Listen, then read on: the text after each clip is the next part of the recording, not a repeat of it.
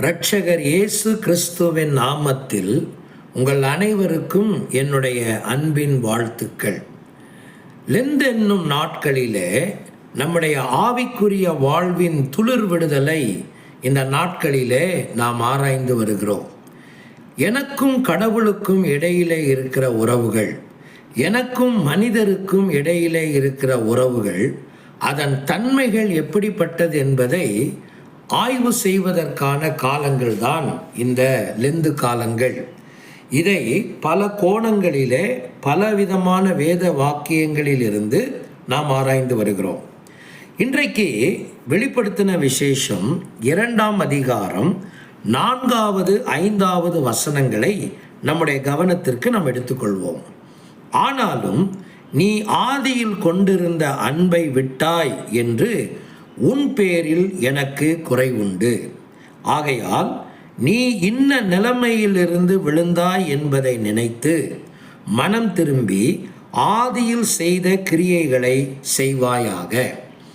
எபேசுவின் மக்களுக்கு கடவுள் அவர்களுக்கு முன்பாக வைத்த குறை என்னவென்றால், அவர்களுடைய அன்பின் தரத்திலும் அன்பின் தன்மையிலும் அன்பின் அடர்த்தியிலும் ஏற்பட்ட ஒரு குறைவு. அன்பு இல்லை என்று சொல்லவில்லை, ஆனால் அந்த அன்பு தேய்மானத்தை கண்டிருக்கிறது, தரத்தில் குறைந்திருக்கிறது, அன்பின் அளவு குறைந்திருக்கிறது, அன்பின் தன்மை குறைவை கண்டிருக்கிறது. ஆதியில் இருந்த அன்பு, அப்படியானால் அதன் பொருள் என்ன? அந்த ஆரம்ப அன்பு என்பது இப்பொழுது இல்லை. அந்த அன்பிலே ஒரு தேய்மானம் ஏற்பட்டிருக்கிறது. முதல் அன்பை நீ இழந்திருக்கிறாய் என்பதுதான் கடவுளுடைய குறை.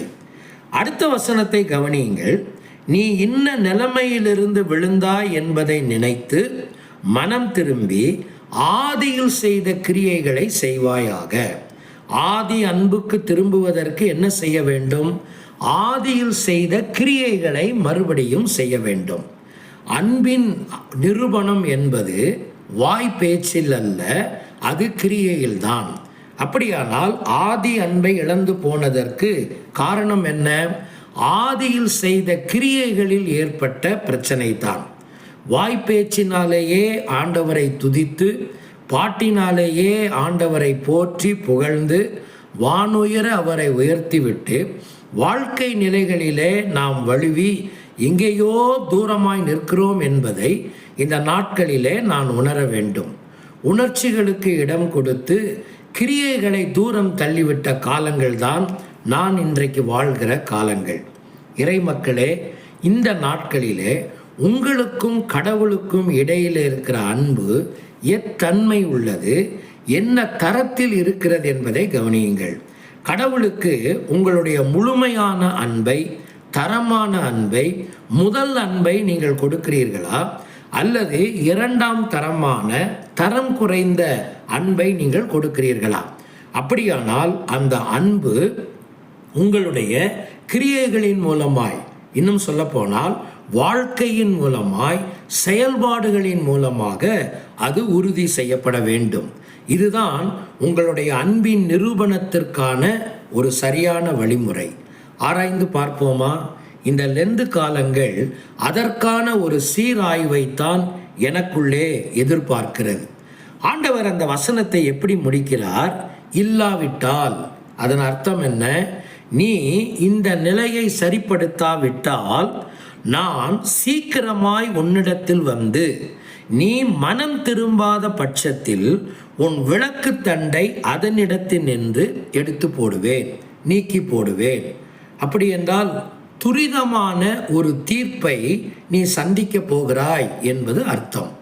கடவுளுடைய அன்பு எப்பொழுதுமே அது கனிவுகளும் ஆதரவுகளும் நிறைந்தது மாத்திரமல்ல, அது கண்டிப்புகளும் அதிலே நிறைய வழிமுறைகளும் இருக்கிறது என்பதையும் நாம் உணர்ந்திருக்க வேண்டும்.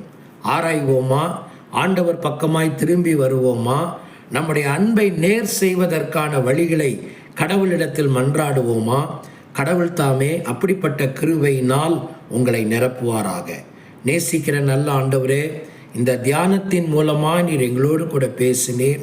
உம்முடைய வார்த்தைகளை எங்கள் மனதில் கொண்டு ஆதி அன்புக்கு நாங்கள் திரும்பி வரும்படி எங்களுக்கு அனுக்கிரகம் செய்யும். இயேசுவின் நிமித்தமே வேண்டிக் கொள்ளுகிறோம் நல்ல பிதாவே. ஆமேன்.